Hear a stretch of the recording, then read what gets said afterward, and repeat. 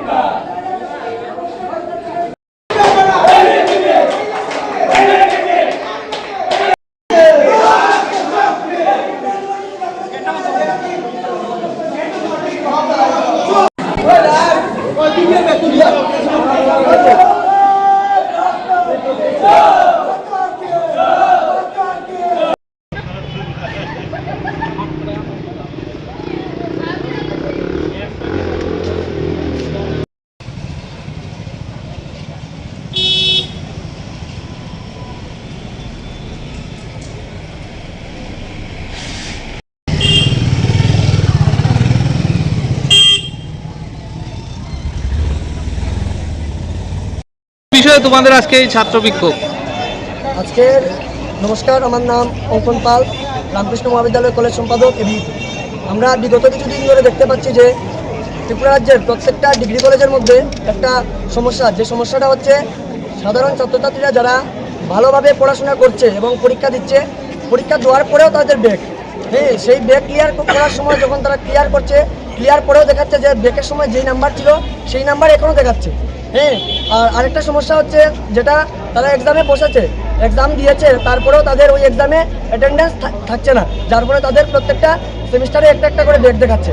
যে স্টুডেন্টগুলো ক্লাস 12-এ 80% বা 90%-এর বেশি নাম্বার পেয়েছে, তারা কলেজে ফার্স্ট সেমিস্টারে আসার পর দেখা যাচ্ছে তারা 2 থেকে 3টা সাবজেক্টের মতো ব্যাক। এই ব্যাকগুলি যে রয়েছে এগুলো স্টুডেন্টের গাফিলতির কারণে নয়, পুরোটাই গাফিলতি হচ্ছে ত্রিপুরা ইউনিভার্সিটি থেকে হয়তো ভালোভাবে পেপার দেখা হচ্ছে না। এই কারণে আরও কিছু কারণ আছে, যে একাডেমিক ক্যালেন্ডার আছে যেটা, বা আরেকটা ক্যালেন্ডার আছে যেটা এক্সাম। আমাদের ত্রিপুরা ইউনিভার্সিটির অন্তর্গত 28টা ডিগ্রি কলেজ আছে। 28টা ডিগ্রি কলেজে প্রপার যে অমুক মাসে এক্সাম হবে, প্রত্যেক বছর অমুক মাসের মধ্যে অমুক সেমিস্টারের এক্সাম হবে, এমন কোনো শিডিউল বানানো নেই। ওদের যখন মনে হয় তখন একটা নোটিশ বের করবে, পরীক্ষার 15 দিন আগে বের করে বলবে যে অমুক দিন অমুক সেমিস্টারের ফাইনাল এক্সাম। এইসব বিষয়ের জন্য সাধারণ ছাত্রছাত্রীরা বারবার বিভ্রান্তির শিকার হচ্ছে। এর জন্যই আমরা আজকে এই আন্দোলন করেছি। ধন্যবাদ। যদি এই আন্দোলনের ফলে 15 দিনের মধ্যে এই সমস্যার সমাধান না হয়, তাহলে আমরা এর থেকে আরো বৃহৎ আন্দোলন এবং ত্রিপুরা ইউনিভার্সিটিকে ঘেরাও করার পদক্ষেপ নেব। ধন্যবাদ।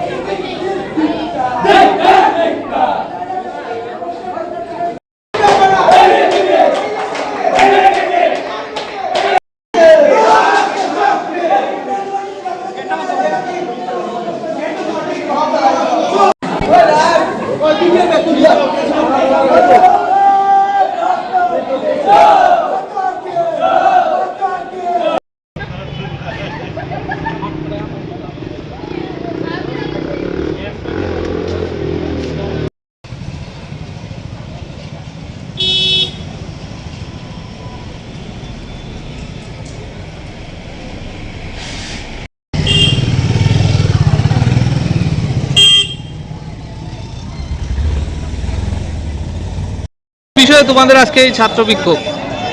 আজকের নমস্কার, আমার নাম অঙ্কন পাল, রামকৃষ্ণ মহাবিদ্যালয় কলেজ সম্পাদক এবি।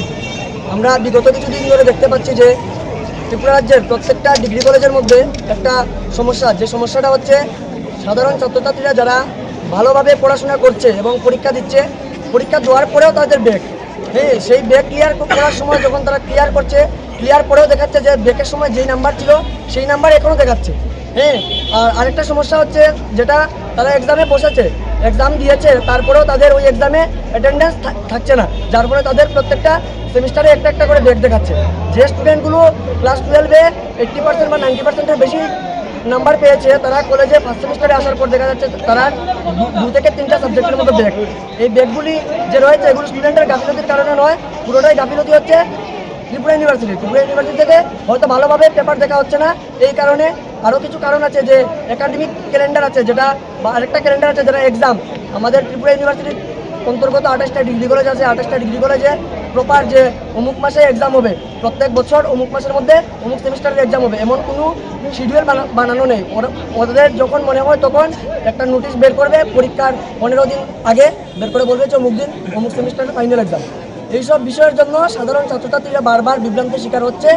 এর জন্যই আমরা আজকে এই আন্দোলন করেছি। ধন্যবাদ। যদি এই আন্দোলনের ফলে 15 দিনের মধ্যে এই সমস্যার সমাধান না হয়, তাহলে আমরা এর থেকে আরো বৃহৎ আন্দোলন এবং ত্রিপুরা ইউনিভার্সিটিকে ঘেরাও করার পদক্ষেপ নেব। ধন্যবাদ।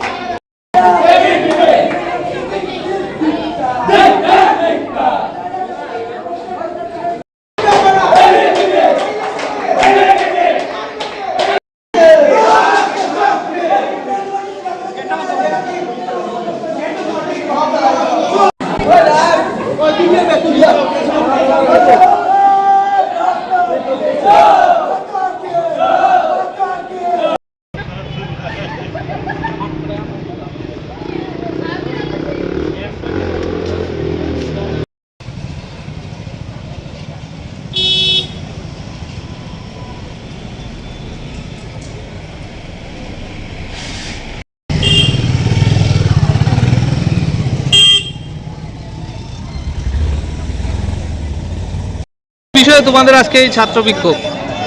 আজকের নমস্কার, আমার নাম অঙ্কন পাল, রামকৃষ্ণ মহাবিদ্যালয় কলেজ সম্পাদক এবিইটি।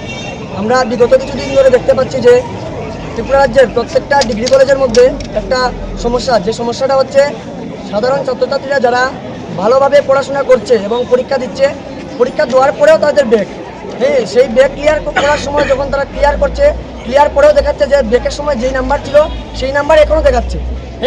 আর আরেকটা সমস্যা হচ্ছে যেটা তারা এক্সামে বসেছে, এক্সাম দিয়েছে, তারপরেও তাদের ওই এক্সামে অ্যাটেন্ডেন্স থাকছে না, যার ফলে তাদের প্রত্যেকটা সেমিস্টারে একটা একটা করে ব্যাক দেখাচ্ছে। যে স্টুডেন্টগুলো ক্লাস 12-এ 80% বা 90%-এর বেশি নাম্বার পেয়েছে, তারা কলেজে ফার্স্ট সেমিস্টারে আসার পর দেখা যাচ্ছে তারা 2 থেকে 3টা সাবজেক্টের মতো ব্যাক। এই ব্যাকগুলি যে রয়েছে এগুলো স্টুডেন্টের গাফিলতির কারণে নয়, পুরোটাই গাফিলতি হচ্ছে ত্রিপুরা ইউনিভার্সিটি থেকে হয়তো ভালোভাবে পেপার দেখা হচ্ছে না। এই কারণে আরও কিছু কারণ আছে, যে একাডেমিক ক্যালেন্ডার আছে যেটা, বা আরেকটা ক্যালেন্ডার আছে যেটা এক্সাম। আমাদের ত্রিপুরা ইউনিভার্সিটির অন্তর্গত 28টা ডিগ্রি কলেজ আছে, 28টা ডিগ্রি কলেজে প্রপার যে অমুক মাসে এক্সাম হবে, প্রত্যেক বছর অমুক মাসের মধ্যে অমুক সেমিস্টারের এক্সাম হবে, এমন কোনো শিডিউল বানানো নেই। ওদের যখন